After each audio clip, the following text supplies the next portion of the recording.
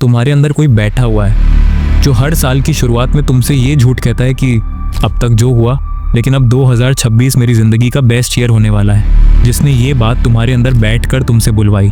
असल में तुम्हारी गलती ये है कि तुम प्लानिंग तो अपने अंदर बैठे हुए इस हीरो के लिए करते हो, लेकिन जब काम करने की बारी आती है, जब एग्जीक्यूशन की बारी आती है, उस टाइम तुम्हारे अंदर का ये हीरो काम करने के लिए वहाँ पे मौजूद ही नहीं होता। उस टाइम तुम्हारे अंदर का ये जानवर वहाँ मौजूद होता है जो बस सोना चाहता है, खाना चाहता है और स्क्रॉल करना चाहता है। अगर जाकर मोटिवेशनल स्पीकर्स की सुनोगे तो वहाँ तुम्हें बताते हैं कि अपने आप पर विश्वास करो, लेकिन सच कहूँ तो तुम हारते ही इसलिए हो क्योंकि तुम अपने आप पर कुछ ज़्यादा ही विश्वास करते हो।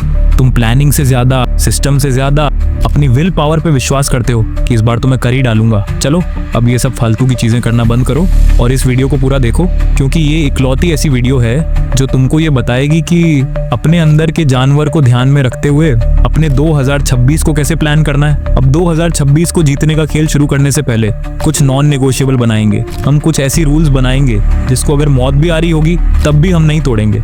रूल नंबर 1, अगर आगे चलकर तुम्हें लगे कहीं कुछ कमी रह गई है या तुम परफॉर्म नहीं कर पा रहे, तो उस वक्त अपने आप को अपने पास्ट से जज मत करो। ये मत कहो मेरे साथ हमेशा यही होता है या मैं तो ऐसा ही हूँ।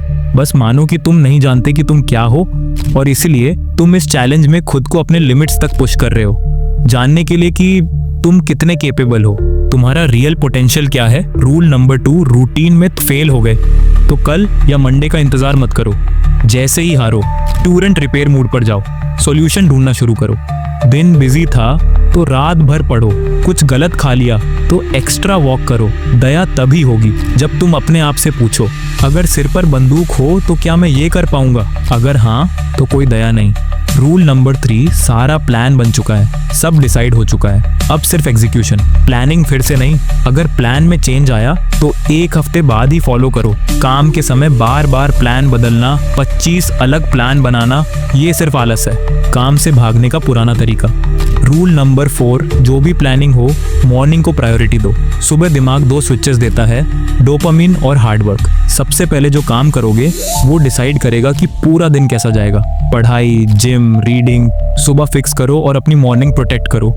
ये थे वो 4 रूल्स जो किसी भी हालत में फॉलो करने हैं। अगर नहीं तो शायद साल भर सरवाइव भी नहीं कर पाएंगे। तो अब हम ये जानते हैं कि हमको कैसे अपने 2026 को प्लान करना है। पॉइंट नंबर 1, ये इस दुनिया का रूल है कि सजावट कभी भी गंदगी के ऊपर नहीं होती। पहले सफाई की जाती है, उसके बाद सजावट होती है। लेकिन वहीं पर जब बात प्लान बनाने की आती है तो हम अंधे होकर सबसे बड़ी गलती ये करते हैं कि हम टूटी फूटी लाइफस्टाइल के ऊपर नए गोल्स का बोझ थोप देते हैं। और जैसे कि गंदी नाली में साफ पानी डालकर ये सोचा जा रहा है कि अब नाली साफ हो गई और अब बदबू नहीं आएगी वो। लेकिन सच ये है कि जब तुम अपनी गंदी आदतों और टूटी फूटी चीज़ों को नहीं हटाते तो हर नया गोल बस इल्यूजन बनकर रह जाता है। अगर तुम्हारे 2026 के प्लान में कुछ भी ऐड करने से पहले ये साफ साफ नहीं लिखा है कि तुम क्या सबट्रैक्ट करने वाले हो, तो तुम्हारा प्लान नकली है और वो जल्दी ही फेल होने वाला है। इससे पहले कि तुम नई नई चीजें ऐड करो अपने प्लान में, सबसे पहले काटो। सबसे पहले लिखो कि तुम क्या करते हो।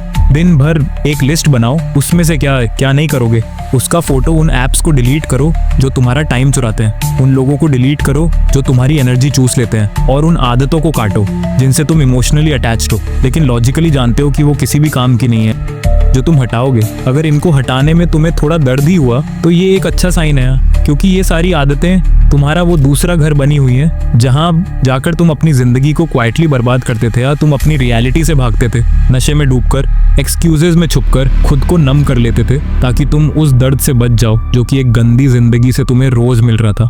और अगर तुमने इन चीज़ों को अपनी ज़िंदगी से डिलीट नहीं किया तो 2026 भी बिल्कुल 2025 जैसा ही दिखेगा। अब बस तुम्हारे बहाने नए होंगे, लेकिन वही पुरानी तन्हाई, वही डर, वही खालीपन, वही फ्रस्ट्रेशन, बस एक नया मास्क पहनकर। और याद रखो, वो मास्क तुम्हारे अंदर की सच्चाई को छुपा नहीं पाएगा।